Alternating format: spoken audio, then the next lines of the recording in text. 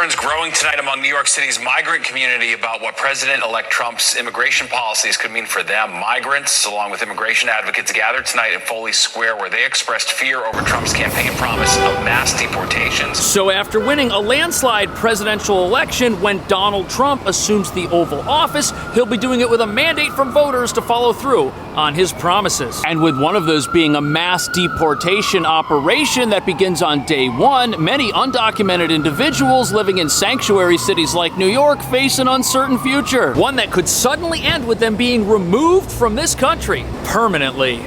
We will begin the largest domestic deportation operation in American history. Starting at noon on Inauguration Day. Hundreds of immigrant advocates packed into Foley Square to rally with signs and chants. We will not stand by as Trump's deportation agenda threatening our community. The president-elect has yet to lay out a specific deportation plan, meaning this could apply to the nearly 200,000 migrants who've come to New York during the last 2 years claiming asylum, or it could apply to undocumented people who've been here for decades, including dreamers. A dangerous South American street gang, Trende Aragua, has rapidly gained a foothold in New York City, exploiting the migrant crisis to build a violent criminal empire. Originally from Venezuela, the gang has infiltrated city shelters, running illegal operations right under the noses of authorities. New York is a sanctuary city where undocumented immigrants are largely shielded from immigration agents. Those convicted of serious crimes do face deportation, but police commanders believe they're a tiny percentage of the thousands who poured into the city since 2022. Trump says he wants to deport millions.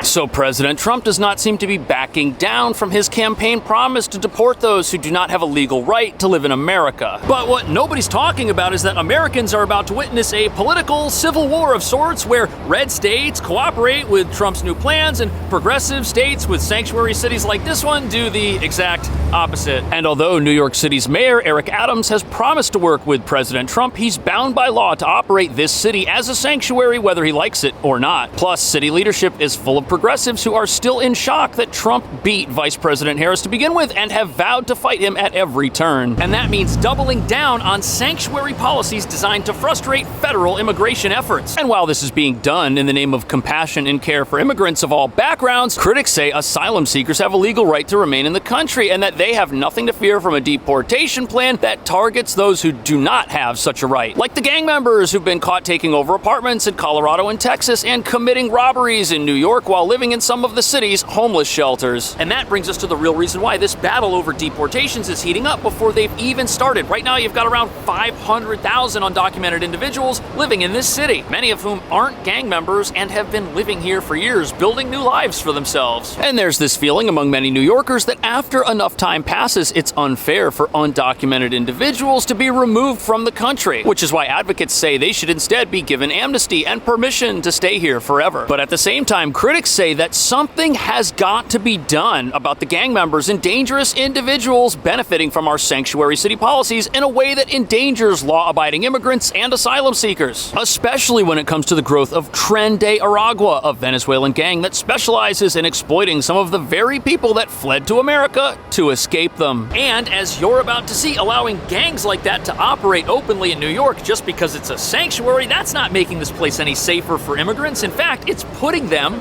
in danger.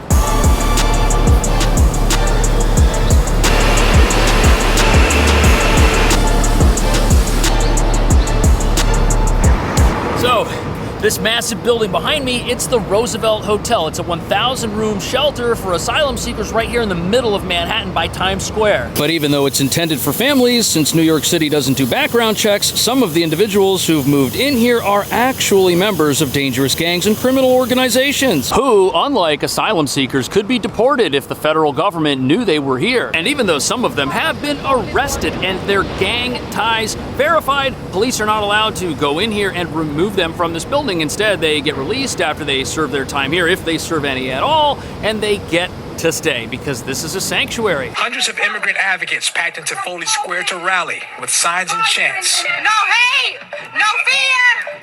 Immigrants are welcome here. In the spirit of resilience against an incoming Trump administration they've had battles with years before. While our movement experiences setbacks, We will not be silenced.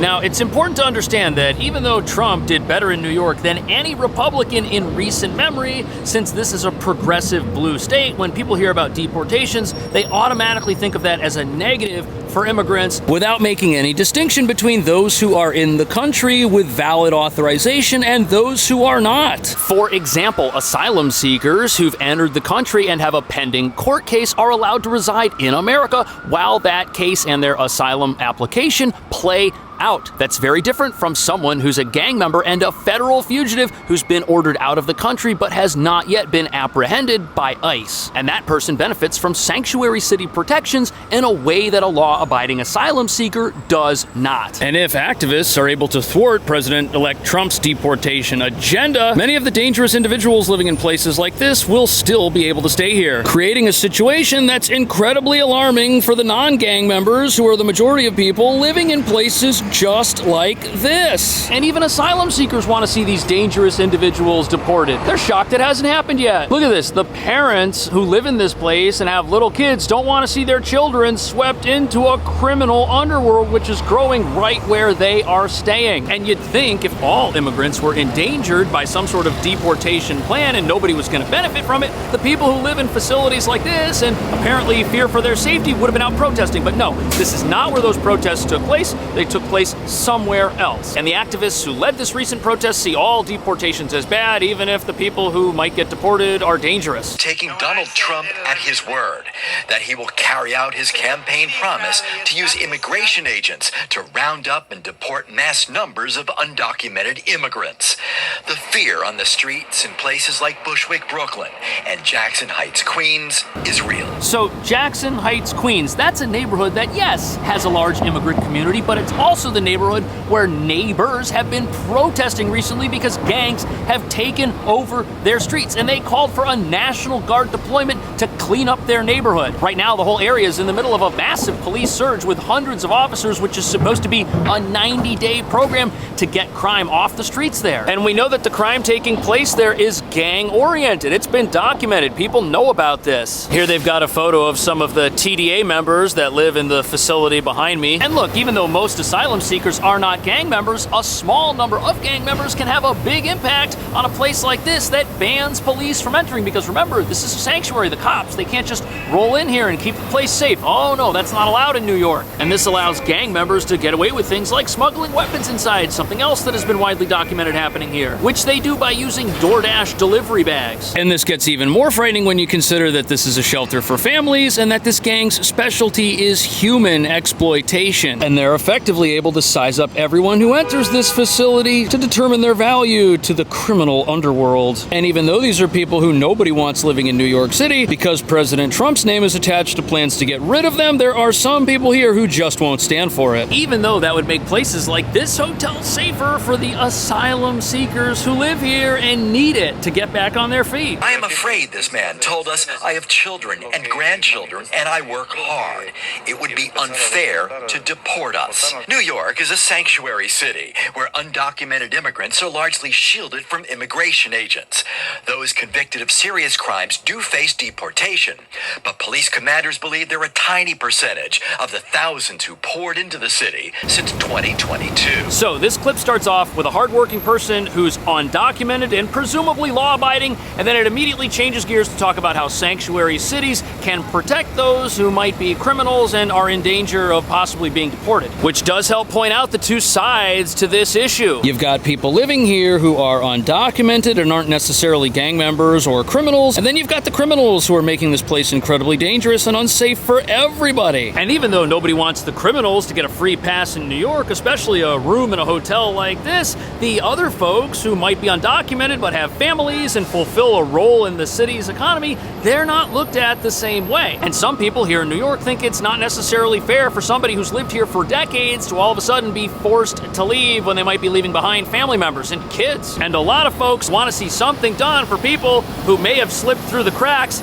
even if those cracks existed because a city like New York created sanctuary policies that allowed this to happen in the first place. But one thing's for sure, New York's sanctuary system is now being exploited and worked over by people who do not have the best interests of law-abiding immigrants at heart at all. And as you're about to see, this is a system our leaders intend to reinforce as an act of resistance against an incoming Trump administration. Even though it's not a system that benefits the asylum seekers or law-abiding immigrants, advocates say they're sticking up for.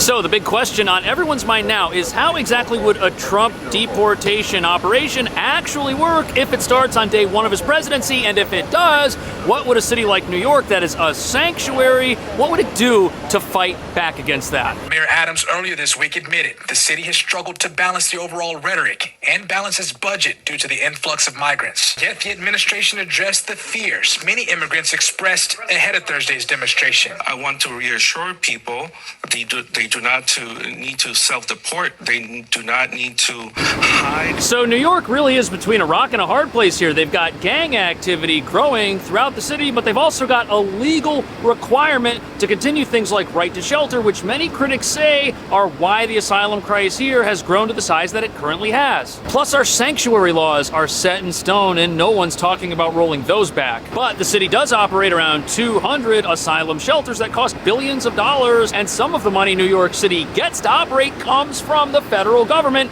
And once Trump is in charge of the federal government, he could hold back some of that money, which might change how things get done here. And although progressives are vowing to fight against President Trump at every turn, some say their resistance efforts might actually go too far. Because observers point out that ICE does not have the personnel required to deport millions of people immediately from this country. And although no specific plans on what Trump's deportation operation will actually look like have come out, former ICE officials who've worked with prior Trump administrations and are familiar with how this process might work say that these deportations will likely focus on the worst of the worst criminals, and they want the help of local police in sanctuary cities to do it because the local cops are the guys who know where the crooks are. This former ICE official who worked under the Trump and Obama administrations says there will likely be a crackdown on sanctuary cities that try and hinder how local police work with federal authorities. And even though the easiest to implement plan that will be put forth would be one that focuses on criminals with the limited resources the federal government has to even go about doing this,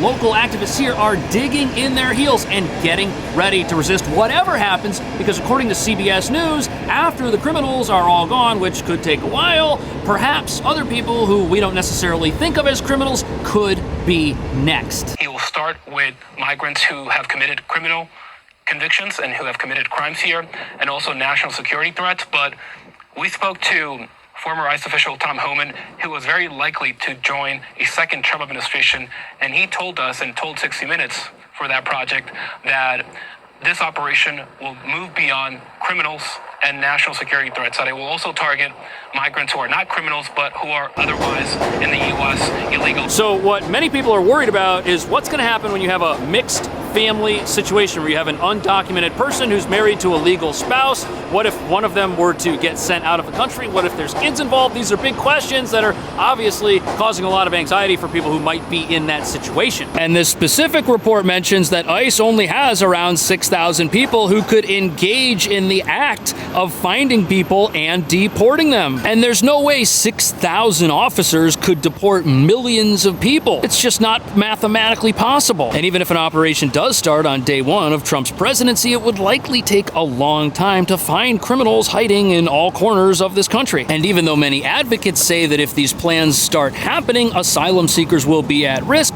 those are people who have the legal right to remain here until their asylum case plays out and they have their court date. After that court date, the results of which will determine whether or not they are allowed to stay in the country. And they've got permission to stay here until then. But on a local level here, the first thing that the Adams administration is doing thing is all city agencies will be reminded of what their requirements are for how they operate with regard to the city's sanctuary status. Which means after the police arrest somebody and put them in the back of their car, they'll be reminded not to text their friends over at ICE if this person is a dangerous member of a gang. And what that means is for the foreseeable future, criminals who make sanctuary cities some of the most dangerous places in the country for law-abiding immigrants and asylum seekers will be allowed to stay here, benefiting from legal protections that protect them from having to leave the country. And now the question is, how do we go about removing bad actors and not other people who the city and the country actually benefit from? Because if we don't deport anybody, the bad actors and the criminals will stay in cities like New York and get to keep doing their thing, which nobody wants. But if millions of people get suddenly and quickly deported, there may be folks who get swept up in that